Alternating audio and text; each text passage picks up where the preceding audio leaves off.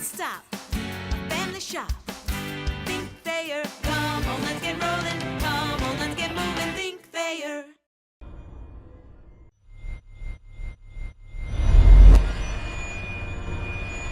Yeah, definitely. I'm proud of the kids and the way they competed Saturday afternoon. Enjoyed the environment from a personal standpoint. Got a chance to see firsthand what all the fuss was about, and it was a really neat deal, and look forward to continuing.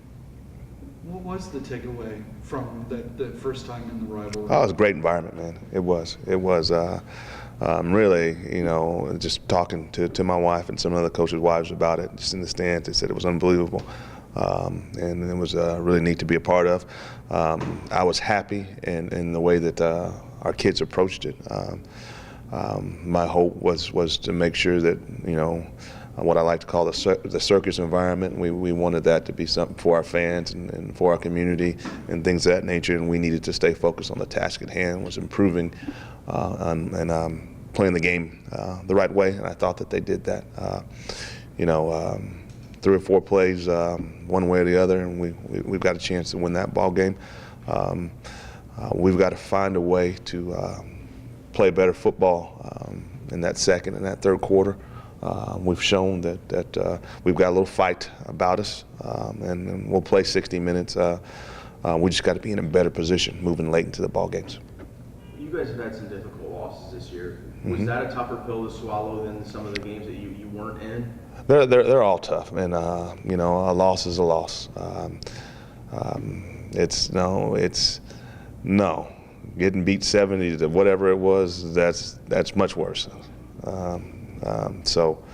Again, it's about 1 week at a time. It's about that moment, and we see improvement. I see improvement. I see improvement from a football team as far as our coaches and our players. So we're getting better, and hopefully we'll get this thing rolling the right way. Something like Saturday, it was just maybe a missed tackle here where they snap off Yes, sir. 5-yard, a penalty that extends the drive.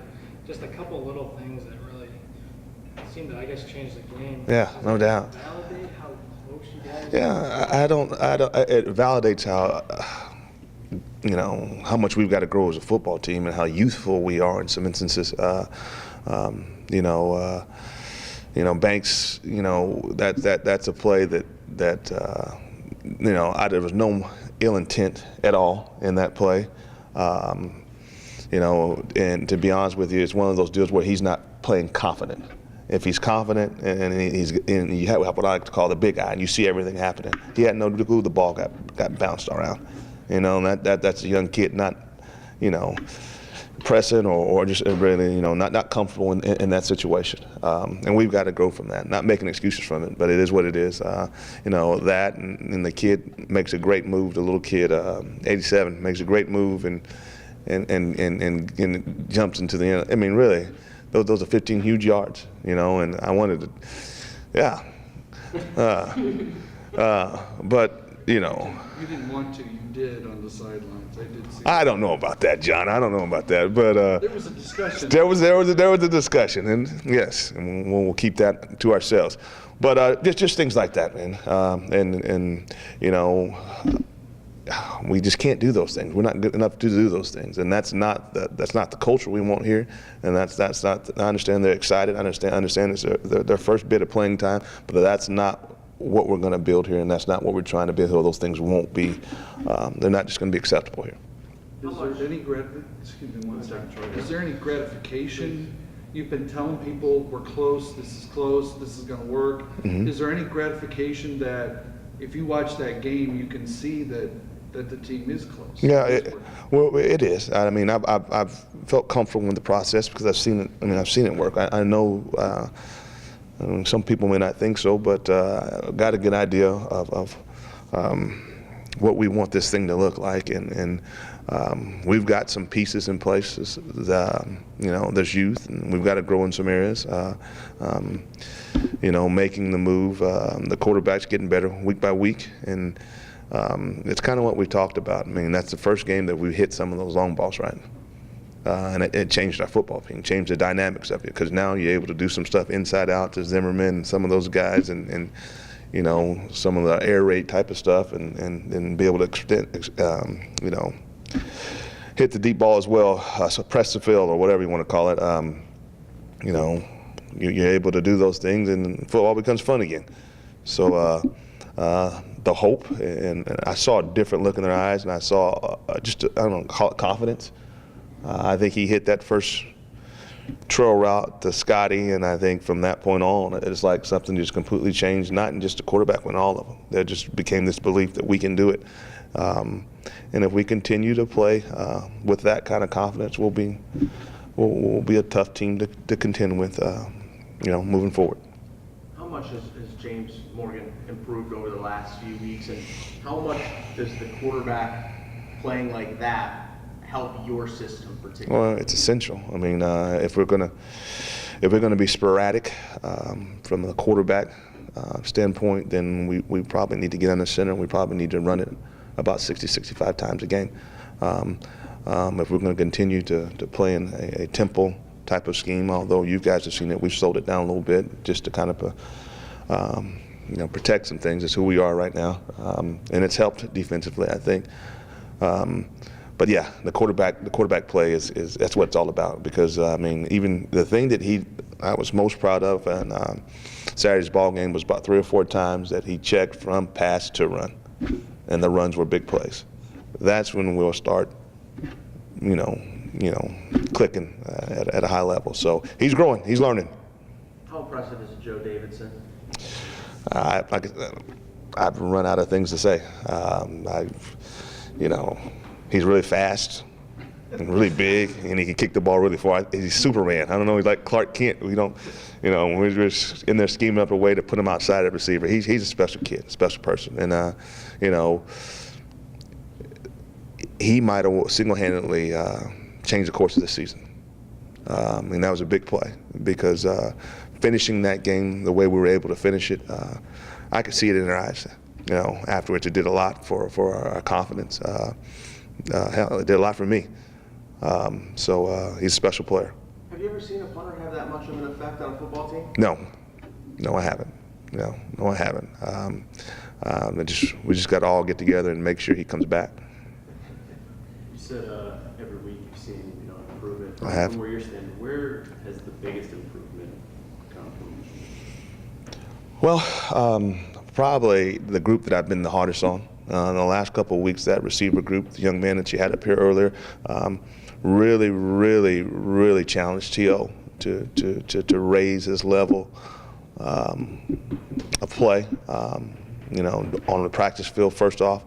And I felt like that he's done that, and we're starting to see some of the things he's capable of doing here on Saturdays. That group stepped up, although Ronnie hadn't had as many catches as one would like. Moving him outside has helped our football team. It's allowed us to stretch the field, and it's opened up some things to back up underneath. So probably the biggest improvement has been that receiver group. I can't recall many, if any, drops on Saturday. Right over Yeah, it makes a little bit of difference. How much of that is? It's confidence, man. It's confidence, and you know, like I said, we throw as many balls, catch as many balls as anybody in the country, and it was just a matter of getting game reps and those guys believing in themselves. You know, we still got to get old 89 rolling because he's got a unique skill set too. You know, he caught a couple balls, and hopefully that gets him going a little bit too, because you're able to add him in the mix, and he's another 6'3", 6'4" guy that could create some problems in matchups, and that would be good. Saturday, do you think this team feels its most confident when it takes the field so far this season? Did you play Miami? I think so. I think again. I really think that fake punt could have, you know, changed the trajectory of our season. I mean, the kids believed, and you know, we got it. They scored, and once they scored and made it 28 or whatever it was, 35, there's no doubt. I mean, there really was a sense of probably what you guys have been used to, that they're not stopping us. I mean, if we get it, we're scoring, and I could feel it, and it was neat to be around. On that fake punt, is that a drawn-up fake punt, or is that he has the option if he sees that open?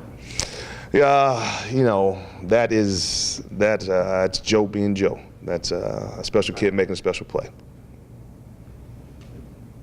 Could you talk a little bit about Miami? Well, first of all, what Sir. have you seen on film? Yes, sir. You know, they're a little bit like us. If you go back and you look at the depth chart, especially defensively, they've got some youth and are growing in some areas. They've done a good job on the back end. I think they're ranked 3rd or so in the conference in pass defense. So we're going to have to be able to run the ball, and we make them bring that 7th, that 8th guy in the box. And if we're able to do that, I think some matchups that could go our way if we're able to throw and catch the football. Defensively, offensively, they rotated a lot of quarterbacks. Looks like they're settling in on their identity and who they want to be. Like I said, there's and I wasn't being disrespectful to Toledo or anybody else, but there's a lot of parity in this league this year, man.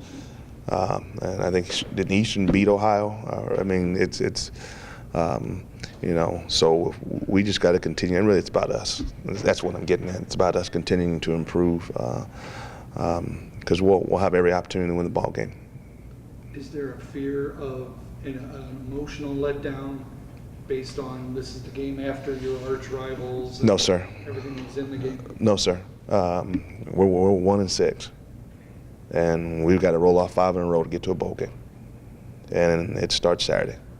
So it's kind of like a one-game playoff for the rest of the year. So if anything else, you see even a greater sense of urgency. And with running, you said you were planning to run the ball more against Miami. You've been kind of doing that more lately. Do you feel like that's kind of giving you more practice? There has been an emphasis on running the football in the last 3 games. A lot of it was to ease a young quarterback into it, and again, we're just at a point right now to where we got to be conscientious of the number of snaps that we're putting our defense out there because of depth and some other issues. And still in trying to do that, I think the last game was still 75 plays or so. And as far as the balance goes, when you're snapping off that many plays, we're trying to run the ball more, but James still threw it 38 times. That's just kind of, is what it is who we are. So I'm sure you'll continue to see that. I don't know that you'll see that 95 to 100 play, which we're capable of doing, because I don't know it's in the best interest of our football team. And with with all the close games that have been happening, do you feel like you've kind of had more the teams had more motivation than usual going into this one? No doubt. I mean, again, we'll go back on that. What John and I were just talking about. This is a group that's been to a bowl game every year they've been here, a senior class, and they still got a shot. So I think you'll see them play very inspired football.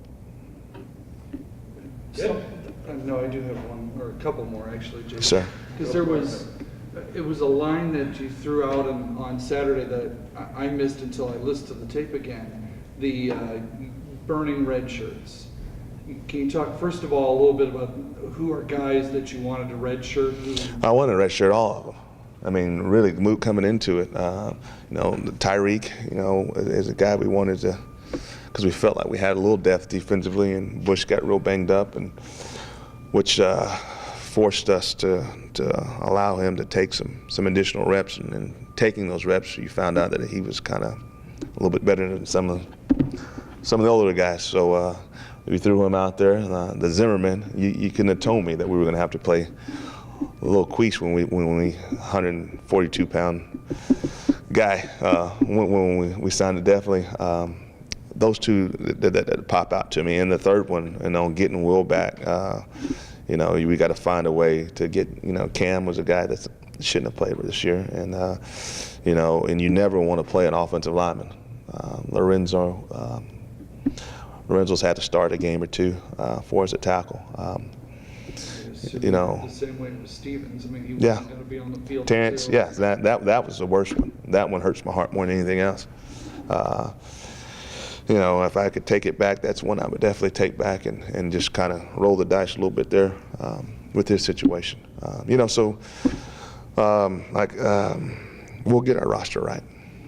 We've got a plan in place there. We'll get the numbers the way they're supposed to be, and you know, hopefully, you don't want to be playing 8 to 10 freshmen every year. That's not what you want to do as a football program. In the one position we didn't talk about, those true freshmen, is at safety.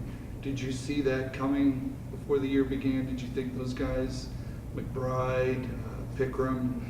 No, see, now you're just making my stomach turn. No, I didn't. No, heck no. You know, safety, no. You know, I didn't see that coming. You know, we really thought that Sanford would get back and be healthy, and he hasn't been the same since his, you know, since his injury. You know, and then Jack playing the stud, he could play some safety some too. No, we were hoping not to have to play those kids. At the risk of ruining your lunch completely, does that set back what you're doing with this program, or is it something that just needs to be adjusted in recruiting and so forth? No, yeah, there's definitely you know, you've got a line, you got a board, you got how many guys that you want to have at each spot per se. Take the receiving corps, for instance. Our number's 16.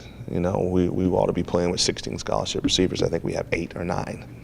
And it's like that in a couple other places. Those are some things that need to be fixed, you know. And we've got a decent recruiting class right now, and we'll continue to grind on that on a daily basis. And we'll get it flipped. Do you think it could be fixed in one cycle of recruiting? It'll probably take 2. It'll probably take 2 to get it to where we want it. This one, I mean, the numbers are already there. We know what we're allocated. We know what we're going to offer, and we know what we're going to get, and it's probably 2 years out.